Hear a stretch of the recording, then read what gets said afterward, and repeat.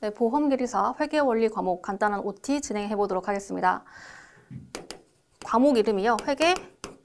회계원리라고 하는 과목인데, 자, 일단 이름만 봤을 때는 굉장히 기초적이고 기본적인 내용을 다룰 것처럼 보이지만 사실상 기초적인 부분을 조금 더 넘어서서 재무회계의 범위까지 나온다라고 보시면 됩니다. 일단 재무회계라고 했을 때는요, 우리 기본적으로 회계라고 하면 기업의 여러 가지 주주라든지 채권자 등과 같이 우리 회사에 이해관계자들이 있어요. 그래서 이러한 이해관계자들에게 유용한 정보를 제공하는 것이 회계가 되는 것인데, 그 중에서도 우리 주주 채권자처럼 회사 바깥에 있는 외부 정보 이용자를 위한 회계가 재무회계가 되는 것이고, 그리고 회사 안에 있는 정보 이용자, 특히 우리 경영자죠. 우리 경영자를 위한 회계를 원가관리회계라고 해요. 원가관리회계.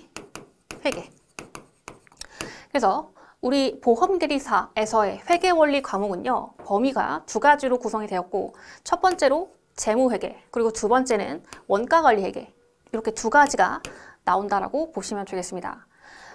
자, 문항수는요, 총 40문제, 전부 다 객관식으로 출제가 되고요. 그리고 재무회계에서 30문제, 그리고 원가관리회계에서 나머지 10문제의 비중으로 출제가 되고 있어요. 그러다 보니 훨씬 더 재무회계의 비중이 크죠. 우리 보험계리사 시험뿐 아니라 뭐 감정평가사라든지 관세사 모든 시험들이 재무회계가 비중이 훨씬 더 크게 구성이 되어 있는데, 그렇다 보니까 우리 원가관리회계 같은 경우에는 그냥 공부 안 하고 넘어가도 되는 거 아니냐라고 질문을 많이 주시는데, 오히려 공부하는 데 가성비가 좋은 과목이 원가관리회계다라고 보시면 돼요. 왜냐면 재무회계보다 범위가 훨씬 더 적어요. 범위가 훨씬 더 적기 때문에 그 안에서 득점할 수 있는 그 비율이 더 크다라고 보시면 되겠습니다. 그래서 결과적으로 재무회계와 원가관리회계 둘 다 골고루 공부를 해주셔야 되겠다라고 보시면 되겠고, 자, 일단은 우리 회계라고 했을 때 여러분들이 어려워하시는 이유가 계산이 어렵다라고 얘기를 하시죠. 그죠? 그래서 회계라고 했을 때 계산에 대한 부담, 그래서 나 수학을 못하는데 잘 할 수 있을까라고 하는 고민이 많으시잖아요. 그래서 이제 계산 문제가 많이 출제가 되는 건 사실이에요. 그렇지만 계산은 다 계산기가 하게 됩니다. 그래서 계산기가 지참이 가능한 시험이기 때문에 계산기를 꼭 준비를 해주셔야 됩니다. 그래서 계산기는요, 우리 일반 계산기 사용하시면 돼요.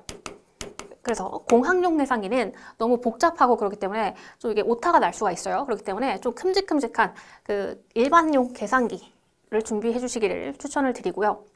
그리고 우리 회계 원리에서는 이제 말문제도 나오고 있어요. 그래서 우리 계산 문제와 말문제, 즉 이론 문제 둘 다 나온다라고 보시면 돼요. 그래서 계산 문제가 한 70%, 말 문제가 30% 정도 나오는데, 항상 우리 말 문제는 반드시 맞추고 넘어가야 됩니다. 왜냐하면 계산 문제가 어렵다라기보다는 시간을 많이 잡아먹을 수가 있어요. 그러다 보니 이제 말 문제는 내가 꼭 반드시 다 맞추겠다라고 하는 그러한 그 목적으로서 여러분들 공부를 해주시면 되겠습니다. 그래서 일단 기본적으로 개괄을 말씀드렸고, 우리 회계 공부를 조금 더 효율적으로 할 수 있는 방법을 말씀드릴게요. 일단 회계 공부. 자, 회계는요, 일단은 완벽주의를 좀 내려놓으셔야 돼요. 그래서 얘는 완벽주의를 내려놓으셔야 된다. 자, 완벽주의라고 했을 때 우리가 어떤 공부를 할 때 1단계에서 1, 2, 3, 4, 5 쭉 가서 만약에 10단계까지 있다라고 가정을 해볼게요.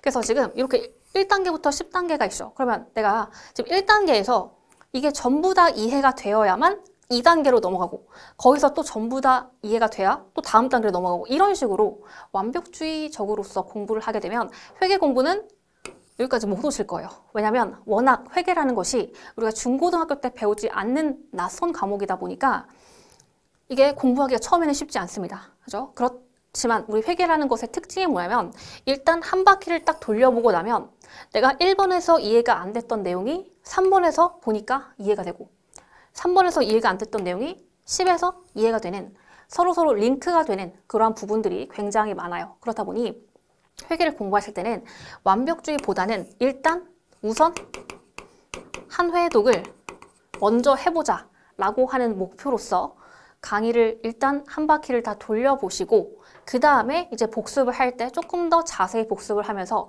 요게 그 내용이었구나 라고 이렇게 이해를 이제 촘촘히 해주시는 그러한 작업으로서 공부를 해주시는 것을 추천을 드리겠습니다. 그래서 일단은 한 바퀴를 우선 돌려보자 라고 일단 계획을 잡으시고요. 자, 그 다음에 이제 복습을 할 텐데, 복습을 할 때는 이제 이론 부분을 보면서 이제 문제를 푸시겠죠. 그래서 교재 보면 이제 각각의 단원마다 뒤에 확인학습 문제가 있습니다. 그래서 문제를 푸실 때 당연히 처음에는 강의를 통해서 이제 문제를 어떻게 푸는지 그 툴이라는 게 있어요. 툴.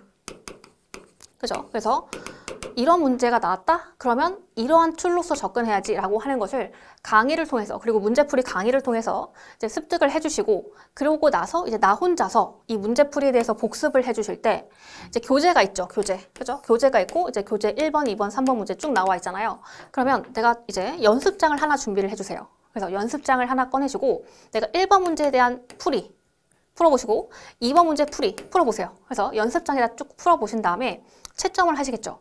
그래서 채점을 하실 때 1번은 맞았고 뭐 2번이 틀렸다. 그러면 책에다가 틀린 것에 대해서 V 표시를 해주시면 돼요.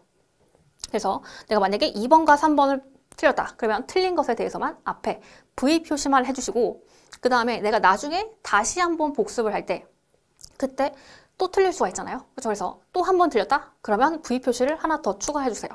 이런 식으로 작업을 평소에 해두시면 나중에 시험 임박했을 때 교재만 봤을 때 이 V 표시가 많이 표시가 된 것 위주로 복습을 해주시면 빠르게 복습을 해주실 수가 있어요. 그래서 우리 보험계리사 시험뿐 아니라 다른 어떤 시험도 마찬가지로 항상 시험 전날에 3시간 만에 책 한 권을 전부 다 리뷰할 수 있으면 그 시험은 합격할 수가 있습니다. 그죠? 그래서 우리 회계원리라는 시험도 내가 시험 전날 3시간 만에 내가 이 한 권을 다 볼 수 있을 정도의 그러한 작업을 해주셔야 된다라고 추천을 드릴게요. 그래서 결과적으로 내가 처음에는 1회독 하는 게 목표가 되었지만 이제 점점점 회독수를 늘리는 것이 점점 빨라지실 거예요. 그래서 결과적으로 총 회독수가